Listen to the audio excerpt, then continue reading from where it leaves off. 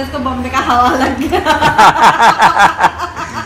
आज तुमने ईद में क्या खाया खाना? पूछो महाराज, मैंने क्या बोलते लुबिया टिक्की करो Hindi rajma type white rajma, soybean होते ना वो बीन्स व्हाइट वाले, हाँ व्हाइट वाले, हाँ वो और आलू मिक्स करके मैंने बनाया था एक, हाँ और आलू पोस्तो बनाया था, वाह वाह, होता है ना आलू और पॉपी सीड्स देके, और चावल।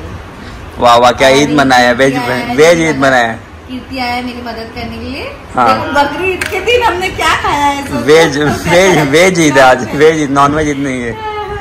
तो और अभी कीर्ति आया मेरी मदद करने के लिए, तो अभी रात के लिए भी वो साग बना देगा और पनीर बना देगा। और हमारा घर का कल का फंक्शन का डेकोरेशन कभी स्टार्ट होने वाला है? वो तो तुमने कभी बुलाया डेकोरेटर का, पता नहीं, अभी तक कुछ भी घर का डेकोरेशन हुआ ही नहीं है।